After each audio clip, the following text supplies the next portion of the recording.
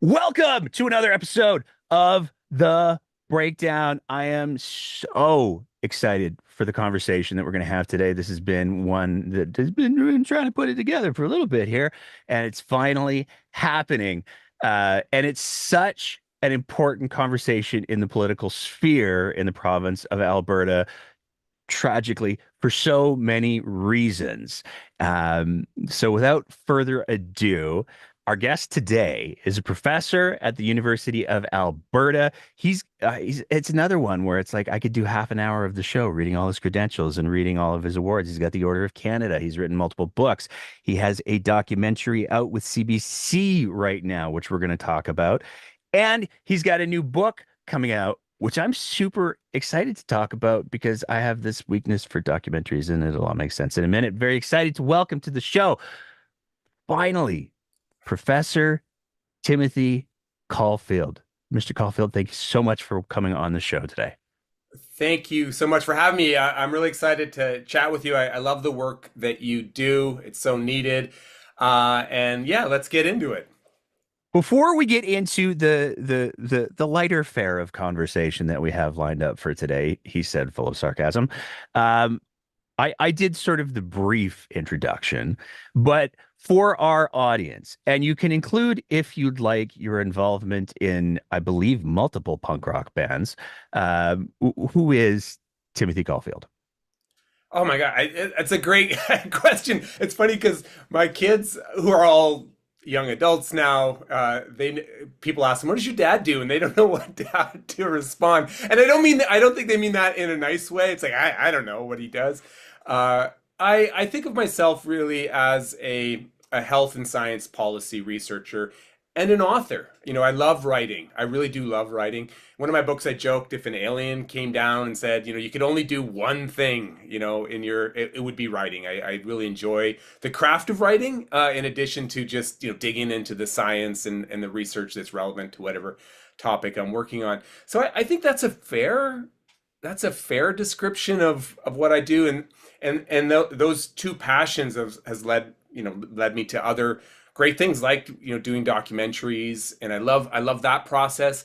And one of the reasons I love that process is you're working with a little team, especially on docs. The team is relatively small, usually 4 or 5 people, and you travel around together. And it feels a little bit like being in a band, which, so maybe, I'm the old guy in the band. To be fair, everyone on our doc team is way younger than I am. And they're also creative, and it is kind of like a band because you got the sound guy, right? That's the drummer, right? And then you got the director. I guess that's the lead guitar player. I don't know. And you have the fixer, and who's maybe the groupie, right? So it's not the groupie. I shouldn't say that. The roadie. And it is really a great creative experience, that work with these wonderful individuals who bring their own skill set. So, but that developed because of the other work that I do. But I don't know. I feel like maybe the director would be more of like the manager. Or the producer, the guy who, I think that's probably, and Brent, he's really like, I think of him as Brent Hodge is the director. He's directed all the stuff that I've done, and I really think of him as first of all, a friend, but a collaborator, right? And they really, the goal is to try to bring out the best in both of us, and for me, he tries to tamp down the worst of me, I think. That's really his job, and he's just amazing. He keeps Yeah. it light too. A lot of the humor that you see in the work that I do is because of Brent. He really knows how to let a moment just be funny and not be patronizing and not speak down to people and just let the moment be fun. And I think that that's really important. If he's not speaking down to people, then he's definitely not a lead guitarist. Uh, Okay, good point. Good point.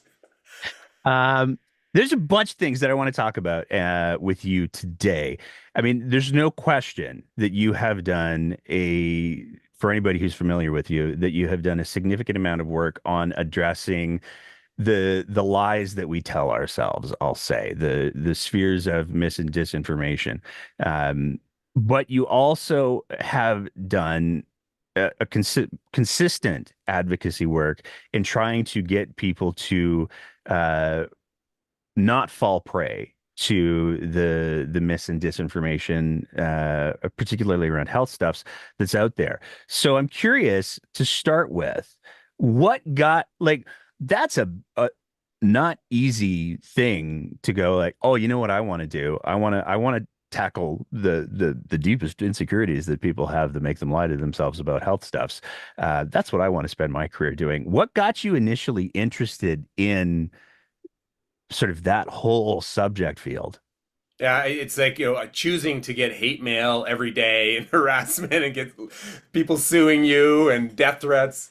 Um, I it really came from that. When I first started as an academic, I worked immediately on health and science policy, right? And so I'm not, sort of a traditional law professor. It's always been interdisciplinary research right out of the gate, right out of the gate. And that's because I had these amazing mentors like Bartha Maria Knoppers, who, she really was very much an interdisciplinary researcher. And that, I mean, like my first job, I was working with this amazing mentor. Mentor is so, so important in people's lives. And I I was became fascinated with the evidence and perspectives that are used to shape health and science policy. And it doesn't take long to realize that it's often not the best evidence, right? It's often not. Like there's a whole bunch of politics, um, pop culture, influencers, celebrities. All of these things shape not just public perception, but the actual sort of positions that we adopt, sometimes formally, but also kind of informally. So I became interested in that immediately, and so that's in like the late '90s, early aughts, and then we see the rise of a wellness culture. Gwyneth Paltrow et al. And Dr. Oz et al. And we start to see the degree to which blatant falsehoods are used to sell products, to exploit individuals, to shape health behaviors in bad ways. And I became very passionate about that. I mean, people can have different views on how they want to live their life. Of course, of course. And I'm actually a very strong advocate of freedom of expression. I actually think that's a punk ethos, right? Get your point of view out there. But with that comes this idea that we should be making sure that what is out there is truthful, right? And that people are making decisions based on the best evidence available. And that really became a passion of mine, and it's a passion that hasn't gone away. So I get very frustrated when people, especially politicians, say things that are just demonstrably false as if they're a truism. And we're seeing that happen more and more. We can disagree on everything from vaccines to climate change to GMOs to nuclear power, but let's do our best to make sure that those discussions are rooted in the facts, in evidence, in science. And if the science is uncertain and evolving, let's be honest about that. But let's not have those discussions based on lies. Really interesting research came out, no surprise, about the U.S. election, about the degree to which they were based on, the voting decisions were based on lies. And look, we have to be really careful. This is complex. This is correlation data, but lies about crime, immigration, the economy, and these are like demonstrably false things. Like this isn't like, oh, I disagree on the nature of the things that are just wrong. Crime's a good example, right? People that was high on people's reasons for voting. United States right now, crime at a 5 decade low. 5 decade. It's almost like you almost say like almost an all-time low, right? That's not the perception that people have, and that's not the belief that drove people's voting around that idea. So I could go on and on, right? Like we could disagree about crime, but at a minimum, let's try to root these conversations in facts. And this is where I think that it's really difficult for the average person, and I use that carefully, and as the average is such a dumb word, but I think it's really difficult for the not hyper engaged person, let's say, that's probably a better turn of phrase, to navigate this stuff, because there's no question that politicians writ large have figured out, if I can make you afraid and if I can make you angry, then you'll give me money, and also you'll probably give me votes and power. And historically, it seems like we went through a period where there was there were boundaries, where you didn't lie. But this is one of the things. I mean, speaking about the U.S. election, and we're going to bring it back to Alberta politics in a bit here. But speaking about the U.S. election, one of the fascinating things that I've watched in the fallout of that election is Democrats have been running around going like, "Oh, but he lied about everything," and people believed it. And that to me is where I get really, really interested, because it almost becomes about languages. Like, Donald Trump is an incredibly effective communicator, and he's able to tell people what they want to hear. And so they believe it. I'm probably oversimplifying by a lot. Democrats, in many ways, and US politics is complicated, so I'm oversimplifying for all the people who are thinking about sending me DMs right now. But Democrats had, by contrast, the weight of facts largely on their side, and they weren't able to communicate those because I was listening to a podcast yesterday where there was a political commentator saying, but our economy is doing better than it has in years and years and years. And, Donald Trump's running around saying to everybody, the economy's in the toilet. And people wanted to believe that because their lives weren't where they said they were. So how do you combat the language that allows the proliferation of the lies that we want to believe with the truth? And it is the lies that we want to believe, and I think that's really important. And again, I know this feels partisan when you talk about these things because we're picking on the right here. This happens across the ideological spectrum, and I think it's really important to hammer away at that. And look, I've been fighting wellness misinformation for a long time.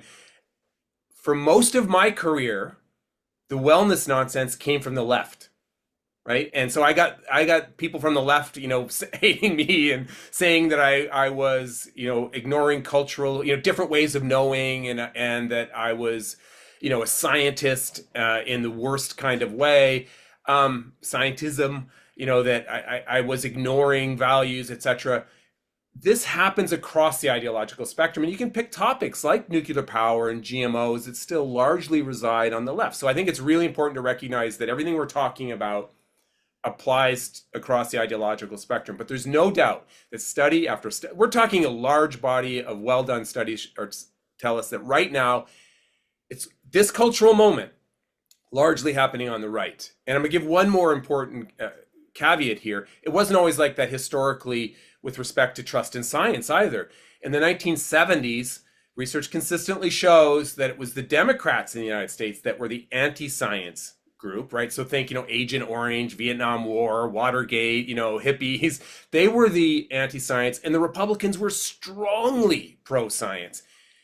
It's totally flipped right now, right? So I think that's really important to recognize the complexity of the political angle when you're talking about misinformation. We just simply can't, rant and rage against the conservatives and the Republicans, which I tend to do.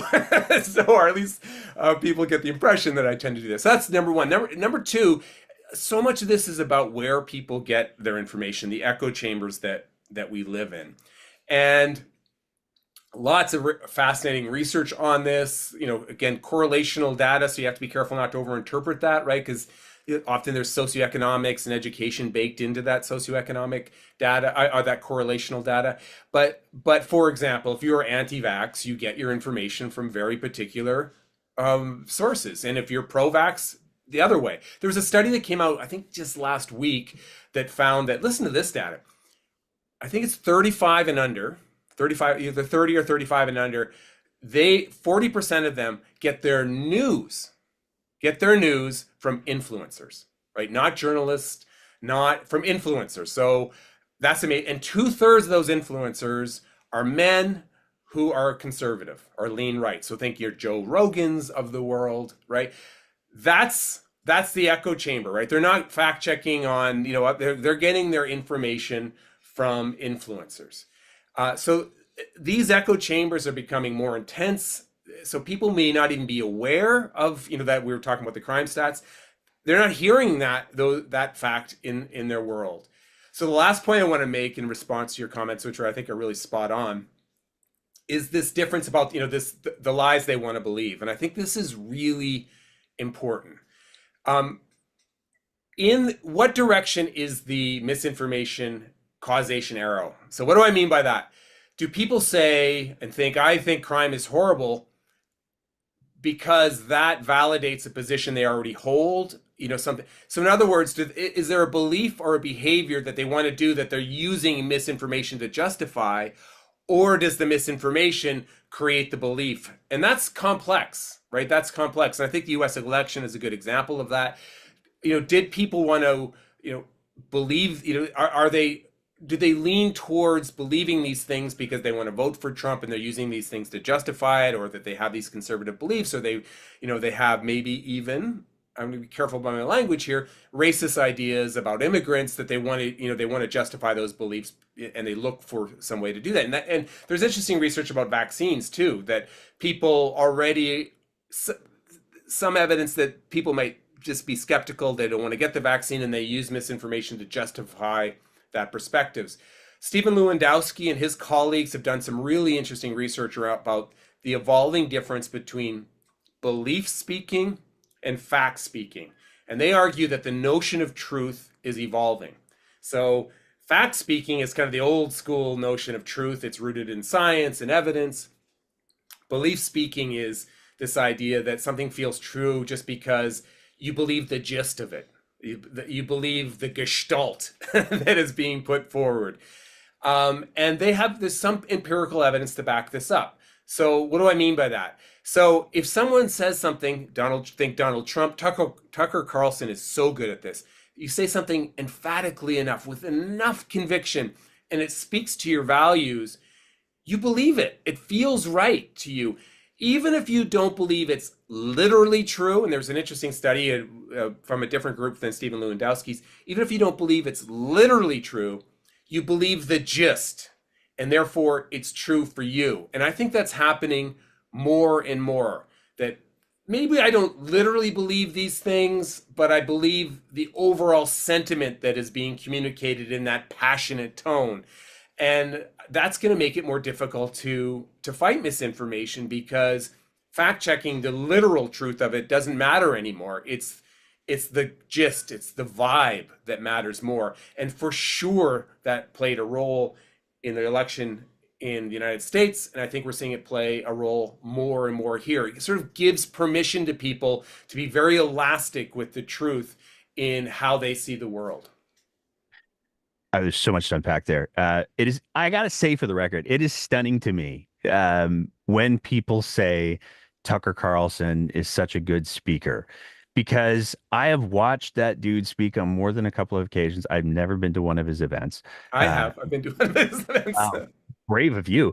And he just strikes me as so insincere. It's a performance, and it's fascinating to me that there is a segment of the population that looks at Tucker Carlson's absolute, like his laugh, the laugh that he does is so rehearsed. Like, I know that guy has spent hours in front of his bathroom mirror going like, I'm going to get this right. It's stunning to me, and I don't understand why people look at that and go, oh, that seems credible. I'd like to take even a portion of what he's saying. Why does that happen? Well, I think first of all, I totally agree with you. And Tucker Carlson's a fascinating case study. I wrote a piece for the Walrus on his presentation here in Edmonton, and I totally agree with you. It just seems so insincere, so manufactured, like he's just playing to an audience. And in fact, why one of the reasons he's such an interesting case study is he, first of all, admitted that he lies. He knows he lies all the time. He used that as a defense to a defamation lawsuit, saying, and he won because his defense was no one could take me seriously because the things I say are so absurd. So this isn't defamation. And the judge agreed with him. The judge said, what you say is so clearly a lie. And this was Tucker's defense, by the way, that no one could take you seriously. We also know from the lawsuit, right, that they lost it cause Fox was at 800 million. I can't. It was a massive, Yeah, the massive debate. payout. Um, in there, there's an admission that he lies. So and he has actually said that on air that he lies, and he said, I don't know why I do it. On and on and on. Lying is his brand, and I think it really speaks to the power of this idea of belief speaking. All of that, right, can be out there, right? That this is clearly he's admitted he's lying, and we know we can use science and evidence to show that what he's saying isn't untrue. Despite that, he says it with such conviction and speaks to people's values and preconceived notions so much that people are still willing to believe it.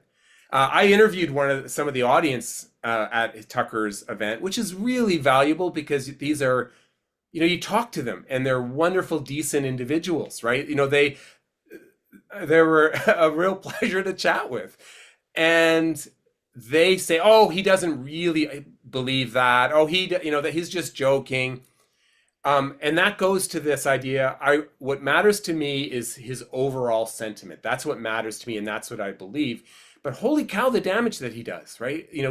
Lifting up conspiracy theories and racist ideas and ideas about things like vaccines that are just demonstrably false. He does incredible harm.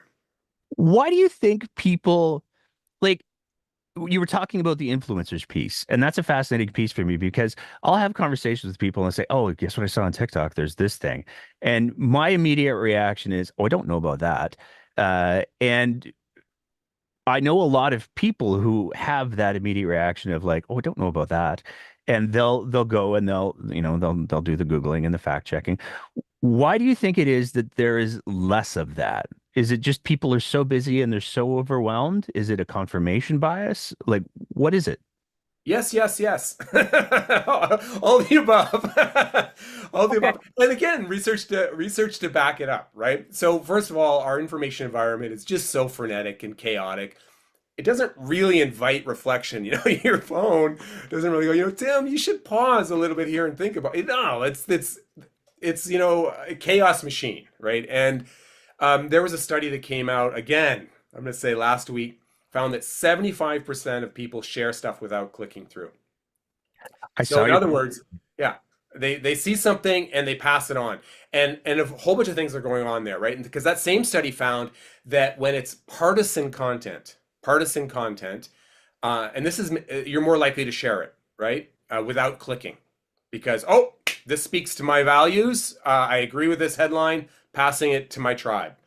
And again, the study found that we all do this across the ideological divide. But yes, in this cultural moment, big caveats here, conservatives do it far more, like far more. I can't remember, it was like 78 to 14%, something like crazy like that. A huge, huge difference but the researchers note this is largely because so much of the content is coming from the right.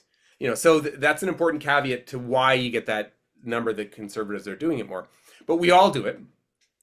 So I think that's a big factor. The other thing you spoke to earlier is, if it plays to your fears, if it plays to your emotions, also more likely just to agree with it. Kate Starbird, she's a wonderful researcher at the University of Washington. We're really one of the leaders in misinformation research.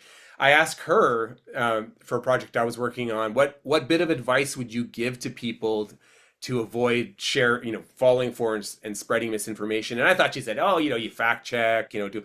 No, she said her number one bit of advice is if it feels like your team just scored a touchdown, that should be a reason to pause, reflect, and double check. And I love that, right? Because I've done that.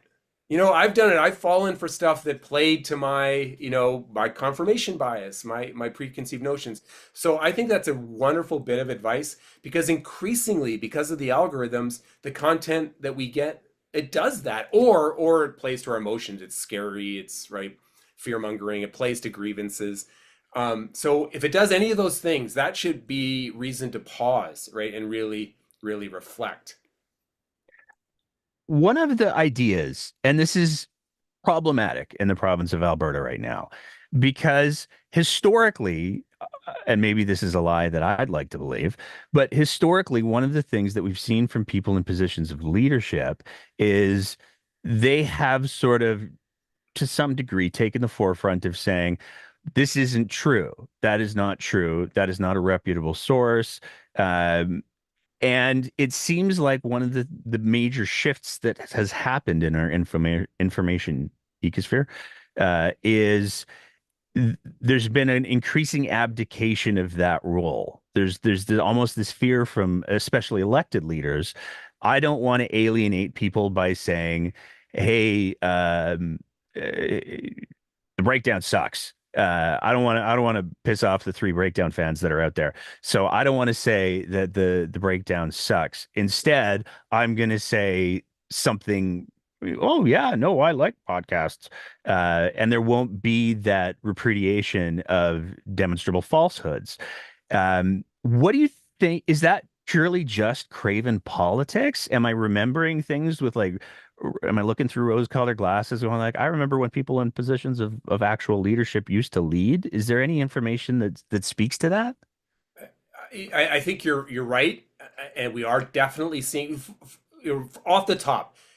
The whole topic of misinformation has become more about politics than any time in the past. And as someone who's politics was always there, it was always there, but now it's at the fore. The misinformation, conspiracy theories are so embedded into politics now that you can't disentangle them. And I'm come back to that. But I do think, I'm a huge fan of history, and I love listening to history podcasts and reading history books. And then you listen to these controversial lies of the past, Watergate, and they just seem like lightweight nothing compared to what it's the norm now. It's the norm. You think about even weapons of mass destruction, or you could go down the list of things that people thought were just horrible lies, and how could this happen? You should lose. Now it's just the norm, and what I find it incredibly depressing and distressing. But I do think that what we're seeing is this idea that I cannot speak out against this misinformation because this misinformation has become an ideological flag for my community. So if you're a politician in Alberta, being anti-vax has become an ideological flag for the political right. It's almost a dose response, right? The further right you go, the more anti-vax. And again, evidence to back this up. There was research, for example, by Frank Graves. He's a well-known survey expert in Canada, and he did a study in Alberta where he found that. Listen to these numbers; they're astounding, and I want to make sure I get them. I'll be right. I believe it was if you were unvaccinated, you didn't get the COVID vaccine in Alberta. 93% of those individuals voted for the UCP, and somewhere between 3 and 5% voted for the NDP. That is unbelievable. Like, we do survey research ourselves. You rarely see that. That is incredible. So in other words, if you were unvaccinated, if you didn't get the COVID vaccine in Alberta, you voted UCP. You could almost say with some degree of certainty. That is absolutely incredible for something that should, it's science-based. Should be about public health. That is the degree that this has become about politics. And that, incredibly heartbreaking, right? Because it will become more difficult to change people's minds because it is part of this. But if you're a politician, if you're Danielle Smith, it becomes much more difficult for you. So you get this cycle happening. It becomes much more difficult for you to say, look, this is not true. You've bought into conspiracy theories. I understand. You could do this empathetically still. I understand why you might have these concerns, but you don't want to say that, right? Because you don't want to lose your base. And then it becomes a stronger ideological flag. The cycle just keeps going on. And then, so therefore you have to lean into it. You got to lean into it. And so you've seen that happening in the United States, where you have jurisdictions, basically Florida being a really good example, becoming anti-vax, We have it starting to happen here, where it's almost like an official position of the government to be. And this just cuts against. It's hard to emphasize the degree to which this is scientific nonsense, right? That we can come back to what the data actually says about these things, but from a political perspective, we're seeing this happen with a bunch of topics. And one of my favorite examples, if I could take a moment to go Yeah. back to the idea of crime, I'm worried that whole host of topics are going to become like crime, where politicians can't speak about the truth. So what do I mean by that? Kamala Harris, an intelligent woman who has her finger on all the best data, she knows that in the United States, crime is at like a 5-decade low, especially violent crime, right? She knows that immigrants do not increase crime rates. She knows that, and she knows being tough on crime probably has marginal impact on crime rates. That's not what drives. She knows those things as fact. She cannot get in front of a microphone and go, I'm not going to be tough on crime because there's no evidence to back that up, that it makes a difference. And by the way, crime rates at an all-time low. This should not be a priority issue. She can't say that, right? Because that would be political suicide.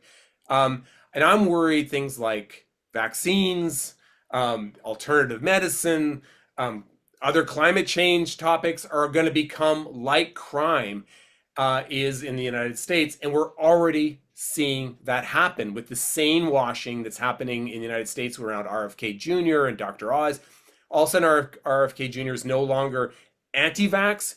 He's a vaccine skeptic. He has controversial ideas about vaccines. No, he's a hardcore anti-vaxxer that spreads incredibly harmful lies. Lies that he must know are lies that kill people. He's not a skeptic or have controversial positions. So we're already starting to see that evolution happen. And as that happens, it becomes more and more about politics and less about science and the facts. There's a feedback loop that you're kind of describing there because you have, and I think we saw it in Alberta during the COVID pandemic. And I think Jason Kenney tried to, I am going to say moderately nice things about Jason Kenney now, and I'm sorry to everybody. It's the reality of things. I think he tried to sort of straddle that gap between the people who were spreading the misinformation and disinformation and the 5G and all of that stuff and trying because he knew that was a part of his base and still say, but everybody should get vaccinated. And I think that part of his downfall was that he did it very poorly.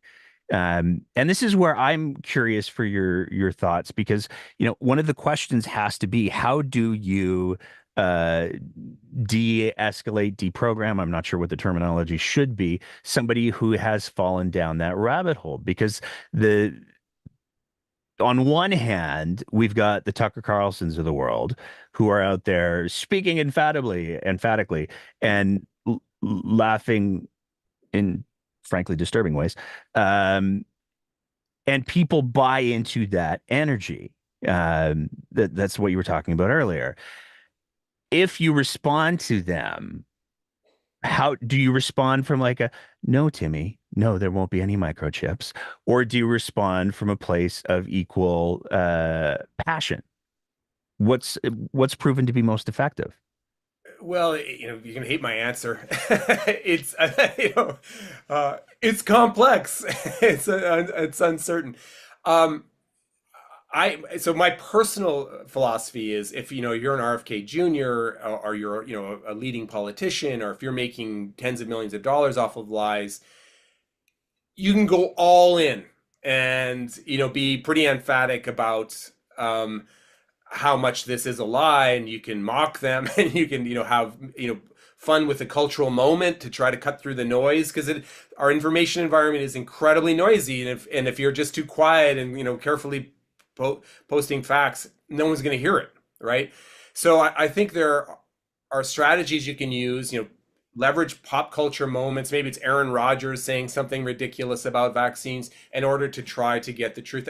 But if it's an individual that's trying to do what's the best for themselves and their family, I think you have to listen. You have to be empathetic. You have to get a sense of what their real concerns are What are the grievances that led them to this place? And the other thing you have to recognize is they're part of a community. So so this is where the balance comes. It can become difficult. So I'm going to sound like I'm contradicting myself, and I am in a way, but it is a balance. So when I get angry at RFK Jr. and make fun of him and say these are horrible lies, am I also insulting the individual that has the same concerns as RFK Jr. and creating more polarization and driving that individual more into an echo chamber? So that's a balance, right? Sometimes, I think science communicators like me get it right, and sometimes we get it wrong. But given how noisy the information environment is now, when you're talking about, the media writ large, we have to think of strategies that can elevate the truth, right? Elevate the truth and get it in, at a minimum, get it in front of people. Because there was this, a very recent study, I posted it today on social, about it's the echo chambers that are doing most of the harm here, right? It's not necessarily your political ideology. So that study found that if you get your information from multiple sources, from a diversity of political perspectives, you're less likely to believe misinformation. It really is the echo chamber that's doing harm. And again, this study found it's more likely to be conservatives that fall into these echo chambers. But again, this is a cultural moment phenomenon, and because so much of the misinformation is coming from that specter. So again, this speaks to this idea of trying to get people out of their echo chambers, trying to get people to engage with other content. There was a fascinating study that was done in the United States at Yale University where they actually paid Fox News individuals to watch CNN. Right, so they paid them an hourly wage to watch CNN, and it was a pretty big study. It was, I believe, it was over 600 participants, which is pretty big for a study of that nature, right? And I think they had to watch 8 hours of CNN a week or something like that. And I love this study because it's so cynical. Everyone involved knows what's going on, right? You're paying me to watch Anderson Cooper, and it's not going to work. It did work. It did work. So it is a good news study, right? Because it says, look, you get people out of their echo. And look, I'm not like a huge fan of, I'm not advocating for one of those cable news shows. The point is broader than that, right? If you get people out of their echo chambers and expose them to different perspectives, you can make a difference. Unfortunately, the echo chambers are just getting more and deeper. Like, people are leaving X for totally understandable reasons, but X is going to become this massive echo chamber for alt-right, sexist, racist commentary. I'm seeing it, believe me. And Blue Sky is going to become this academic haven where everyone agrees with it. That's not what we want. We want to have these tough conversations. I am a believer in the marketplace of ideas, despite what my haters say. And if I could, just one important caveat, I think it's important to highlight that most tools that are proposed to fight misinformation work within the marketplace of ideas, right? It's pre-bunking, it's debunking, it's critical thinking skills. It's not censorship and cancel culture, as those who are against fighting misinformation like to say. It really is about trying to get the good information in front of people. Here's, I mean, the echo chamber piece is fascinating for me because there's no question that the social media companies have recognized that if I have this algorithm and it keeps you at a certain level of emotional, uh, that's the technical term, that you'll stay engaged. You'll continue to doom scroll. And to some degree, that's gross. I think that Maria Ressa has done some really, really important work in regards to highlighting how toxic that can potentially be. But I think she's also done a lot of important work highlighting how that can be weaponized. And one of the concerns and questions that I think that we have to start to grapple with is there are strong indicators, I'll say, that there are people in government who have clued into that. We've seen the communication strategy that's come out of the UCP government. They have their Your Province, Your Premier that they do the radio show with. They have the Alberta Update, which is an entirely internally produced biweekly program. But one of the other things that we've been exploring here on the show is they're also directing money towards these far right media organizations. I mean, we've got a fight back yesterday. We haven't released it publicly yet, so I'll do the Coles notes here and surprise everybody. Um, we did a FOIP trying to figure out how much money the government of Alberta was giving the counter signal, which is Angry Caillou's website that is historically demonstrably wrong. Like they get a lot of stories wrong. Um, the government of Alberta has given them over $100,000 in the last year. Uh, so there's there's pieces of this where again I want like how do you get the leadership, the people who control the public purse strings, the people who dominate the conversation by nature of their position, how do you get them to show some leadership in a not de-evolutionary way for the overall conversation?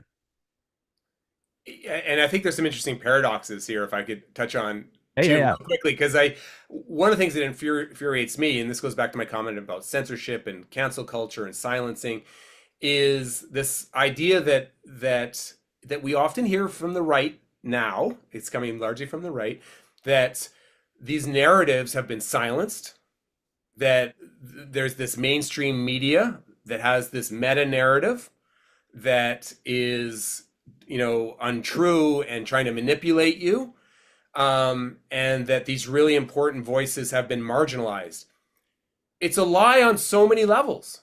Number one, those perspectives, and we've studied this, are the dominant themes in pop culture, right?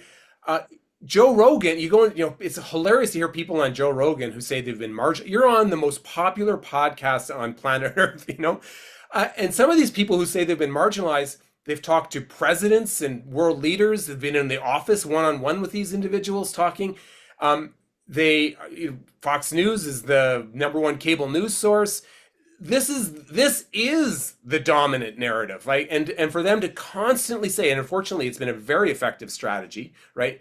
To constantly say that they've been marginalized and we need to, the mainstream media is manipulating you is almost comical, but it can't be comical because it's doing so much harm. The other element here is this idea that, and I face this all the time, right? That I've been bought out by the Trudeau government. I'm a mouthpiece for big pharma, which is a lie. I get my grants from the Canadian Institutes of Health Research and place other independent entities like that through peer review. I've never been paid to push any narrative ever in my life. But that doesn't matter, right? So they push that narrative and people believe it. Like of everyone, they think, oh, this is a meta narrative that's being paid by the government to. Meantime, the government is doing, the people who are accusing people are doing exactly that. And of course, you see this in the United States, real hugely with Elon Musk and Twitter. And you're complaining about censorship and cancel culture and manipulating the narrative. Are you kidding? And Trump has got Truth Social and on and on. So it would be comical if it wasn't doing so much harm. I think one of the things we need to do is highlight this again and again and again and again, like you're doing. I know that sounds trite and it may feel like it's not having an impact, but I think it does make a difference to highlight this again and again. That this is actually how it's playing out. And the other thing I think we need to do a good job of is explaining how the mainstream media actually works, right? How CBC, which is so maligned. People just hate the CBC. And yeah, I've worked with CBC, so I have to highlight my biases here, but I've also seen behind the scenes, right? I've worked with the National, I've worked with, CBC broadcasters. I have never once been told what to say. They have editorial independence. They have a board that keeps them, at arm's length from the government, et cetera, et cetera. You could argue more so than private companies, but people just don't believe that. They think that it's a propaganda arm of the government. Meantime, people are listening to Joe Rogan, right, who makes his money off of creating an audience and creating grievance. Somehow that is more acceptable than this other, not perfect, makes mistakes like any. I'm not here to just say CBC hasn't made mistakes or something like that, or other mainstream media sources, but the the portrayal that you often hear is just so inaccurate and unfair that it's maddening. But that messaging has worked. I mean, mainstream media now has become an insult, and people buy it. The word misinformation now has been twisted on and on and on. Alas, that messaging works because it plays to their preconceived notions and their desires. Well, I mean, and that's one of the reasons why I wear this shirt today. Because if for anyone who's unfamiliar, the birds aren't real. I'm not going to explain the whole thing. You should go through the guy I'd who be did. happy to. It's such a genius experiment, I'll call it. Uh, Performance art, in a yeah, way. it really is, and it's fascinating because like I'll wear this shirt out in public, and the reactions are so diverse. I have gotten everybody who goes, "Oh, that's cool," because they know what it is. And then I've gotten people who say, "Oh my God, do you really believe that?" And no, birds are very much real. But I've also gotten people who are like, "Whoa, yeah, man." And they're sincere in the belief that they've swallowed up this piece of performance art, and they do believe the birds exist to spy on people. And that to me is so like I look at so many of the conspiracy theories, I look at so many of the misinformation and disinformation pieces that are out there. And there was a time not long ago where if you believed these sorts of things that were so detached from reality, there would be, and I don't mean to sound flippant when I say this, but there would be mental health resources that would be deployed to like, are you okay? And it has spread so exponentially that I'm curious, how do we put that, like, how do we get that genie back in the bottle? Can we get the tube, like the toothpaste back in the tube, or is it just we have a lot of people that we have to educate and bring up a whole new generation of people who can see through the bullshit? Well, first of all, I love the birds aren't real. I use that oftentimes when I'm giving public lectures, and you can see the audience like, oh my God, how they react to it, and it's a brilliant. He got a little heat saying, people saying it was unethical. He didn't get ethics review to do this, but as you know, he lived this. Was it 2 years? He did it. Yeah. Right? Yeah, he did a tour, I think, for 2 years. Yeah, too. He has a van. He's driving around. And one of the reasons I find it so fascinating is number one, it shows what you just highlighted that even completely absurd things like this, if framed as a conspiracy theory, there's people out there who want to believe it. Now, and which I think he even that something this out there, right? Which I think was what his main point. But if you hear him talk about his experience, I think it makes another really important point. He talked about the wonderful community that felt like he was part of now, and he almost started to empathize with the people that believed the lie that he was spreading. And so I think that's a really important lesson there. But you're right. Let's just emphasize like things like chemtrails. The idea that chemtrails were a real thing, it's like a punchline. It's like flat Earth kind of conspiracy theory. And you have the premier of this province, and one of the leaders of another province. I think actually two other provinces, kind of leaning into it. Not. You can if you I'm sure you've seen actually I got the clip from you but you can see our premier kind of doing a dance when you get her body language and everything, right, where I don't want to say this is completely false, but I've got to somehow legitimize it and give the impression that I hear your concern. That incredible, right? The kinds of vaccine look the kinds of vaccine misinformation that people believe, it's hardcore.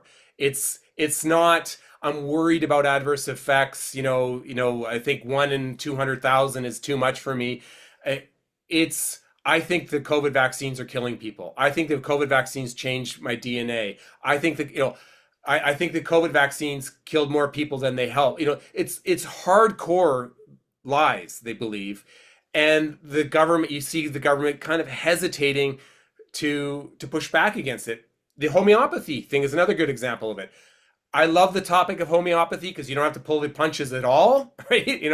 It's not some strange culture or a different way of knowing. It's just straight up pseudoscience. It's a punchline in my world, right? And you see the premier when she was asked, is the government gonna fund homeopathy?" not saying there's no evidence to support this at all. You know, they've done lots of studies on this. It's scientifically absurd. It's no. She goes. I think that she went, absolutely. I love what you're saying. Does she really believe that? I don't know, but she has to kind of validate it because conspiracy theories have become politics. That's where we are now, and unfortunately, it's just going to get worse and worse and worse given what's happening in the United States.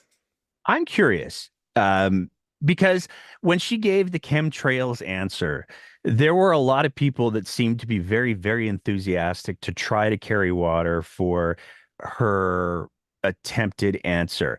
Now, I come from a performance background. I've played in bands for years and years and years before I got into this, and I would argue that this is still to some degree performance.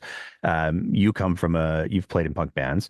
Um, what would have been the answer that you would have liked her to give, not only from a leadership standpoint, but from like a de-escalating maybe some of these myths?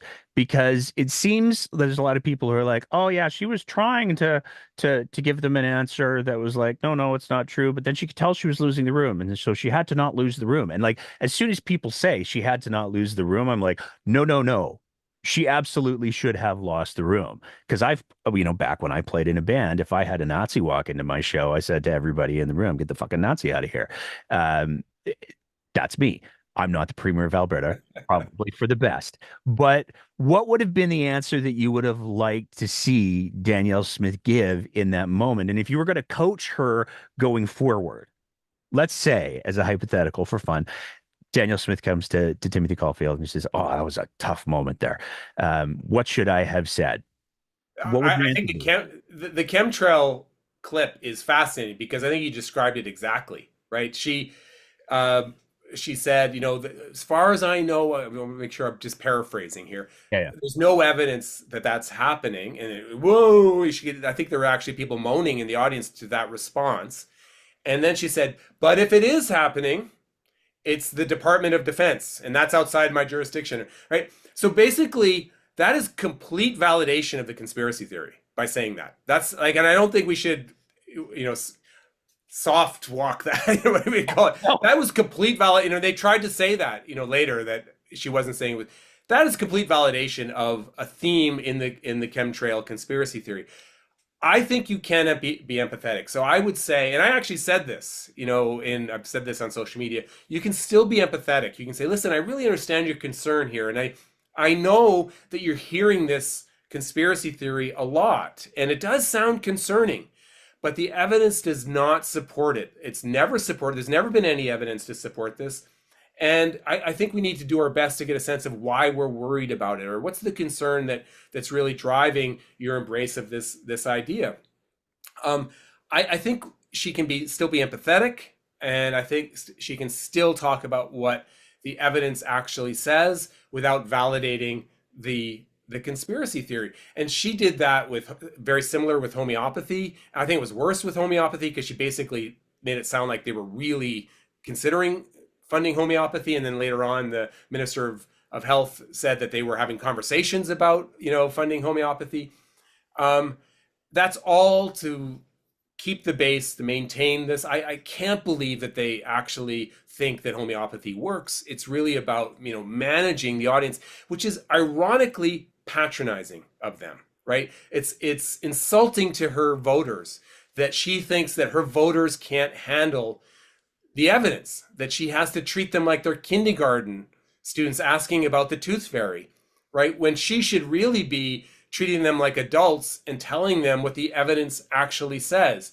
And if she loses votes because of that, um, and she's not going to, she's not going to, I think, who are those people going to vote for? Um, then so be it, right? As you said, stand up. There has to principles have to play a role in politics. They have to, don't they? Don't they? I, I would like them to. The other thing I think is really important to highlight I think, to our conversation is this idea about changing your mind on something, right? And in politics, it's called flip-flopping, and it's like one of the worst things you can do. It's like you're supposed to get this idea, and then it becomes ossified in your brain, and you can never change your mind. Look, I think it should be a badge of honor to change your mind if the evidence changes or if your new evidence is introduced to you. But increasingly, politicians can't do that. They can't change their mind, right? And I'm worried because of that. No matter how much evidence is put in front of Danielle Smith, she's not going to change her mind on all of these topics because it's become all these topics have become ideological flags, and then it becomes very difficult to pivot.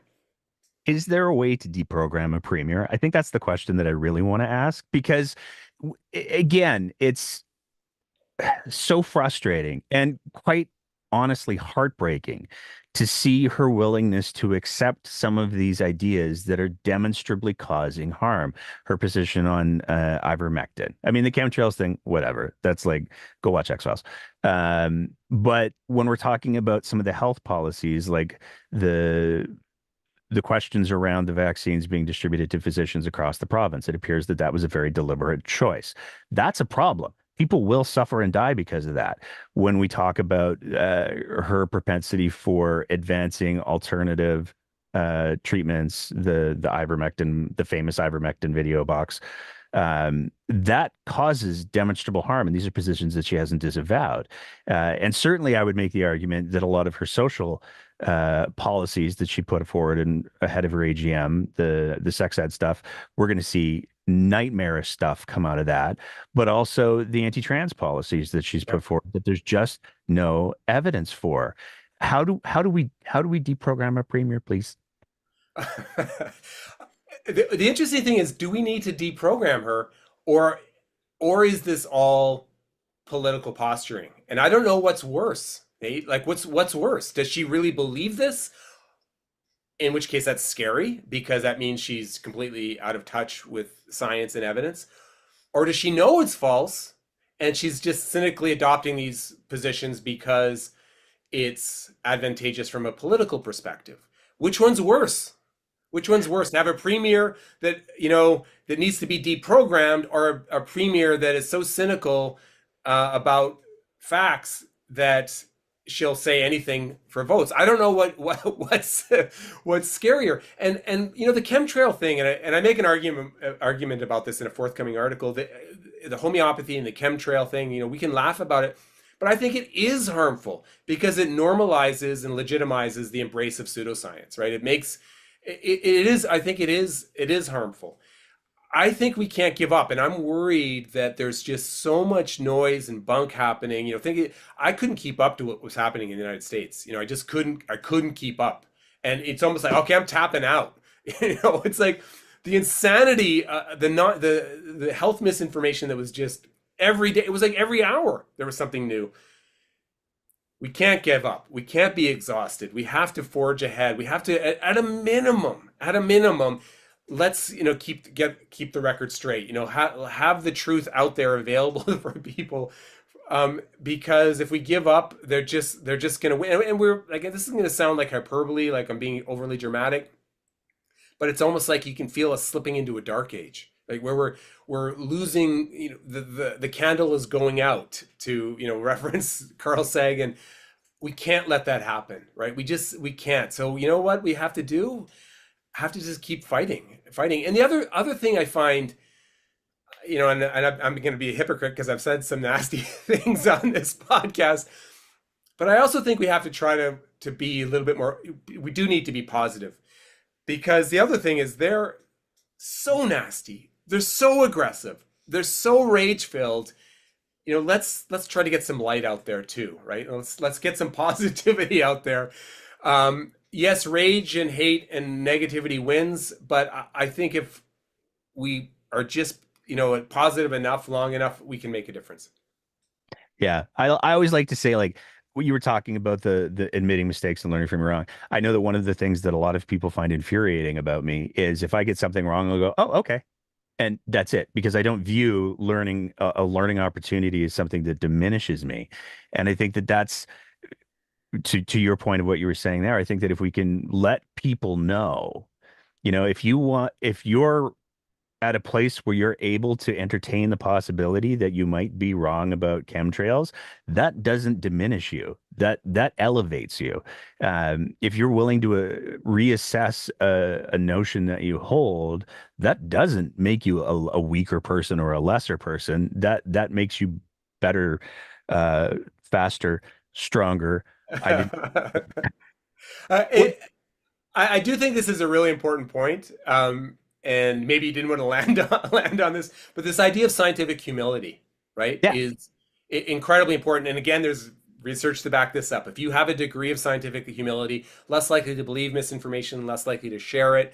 I think it's a really important concept. In my forthcoming book, I say that we should have a list of things that we've changed our mind on, that we have, or even just modified our belief on, based on evidence. And I have a list, and I have it in the book. And also when you've fallen for misinformation and you've changed your mind, we found out. And if you don't have that list, if you can't put anything on that list, something's wrong. Something's wrong. You need to recognize that you can change your mind. That's a good thing. That's a good thing. So, science is hard.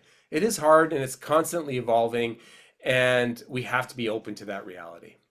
You've got the new doc out on CBC Gem, Harder, Better, Faster, Stronger. That's the bit I was trying to get to there. Nice Um, segue. you've got the new book coming out. I want to make sure I get the title right. The Certainty Illusion: What You Don't Know and Why It Matters.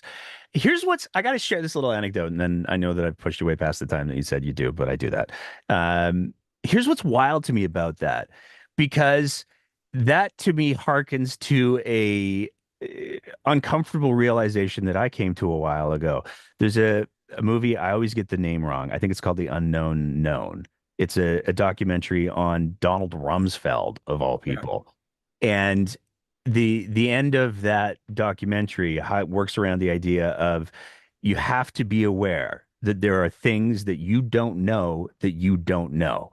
Um, and the title of that book kind of that's where it took me. Um, when does the book come out? What can people look forward to from it? Where do they get it? And then I'll let you go. It is called The Certainty Illusion, and it's going to be out January 7th. And in the book, I talk about how we are in the midst of a knowledge creation and knowledge dissemination crisis. And I do try to have fun. It sounds like a dark topic, but I do try to have fun in the book. And I try to use fun examples in order to, to highlight this happens to all of us. For example, I talk about how I have a little UFO tattoo there. How there was a moment I was all in on on UFOs, right? On the UFO conspiracy theories. I loved it. So I think we have to recognize that can happen. And in the book, I sort of talk about a number of those journeys and how this idea of certainty is used in an exploitive way, in a way to manipulate us, and in a way that does a disservice to what the science actually says. And of course, I try to give recommendations both on a macro level, for institutions like universities and governments, but also for individuals about how we can chart, a path forward that is enlightening. Perfect. I don't want to wait that long. You missed the Christmas season there. How did you not have? Why wouldn't that come out before the Christmas? Talk to my publisher. It's beyond my control, right? You're going for that I'm a gift mere card market. puppet, right? You got to get that post-Christmas gift card market, I guess. Timothy Caulfield, I want to thank you so much for taking the time to chat today. I'm so glad that we were finally able to make this happen. I am so glad that you showed up in a Clash t-shirt, because it matches the sticker. Anything else you want to say? Anything else you want people to hear before I let you go? I will just say thanks for all the work that you do. I know it's a dark information environment out there, and it's nice to see a few candles like your show. That's very kind. Thank you, sir. And that's it for another episode of The Breakdown. As always, if you appreciate the kind of content that we're trying to produce here, we would love nothing more than if you thought about signing up to be one of our Patreon sponsors at www.patreon.com/thebreakdownab, where for just the price of a fancy cup of coffee a month, you can help us continue to produce this kind of content. Whether you're listening to the audio version of the podcast, in which case, maybe leave a review and a rating, or whether you're watching it on one of our streaming platforms, we want to say a big thank you to everybody who is part of the Breakdowns audience. And as always, take care of each other and keep the conversation going.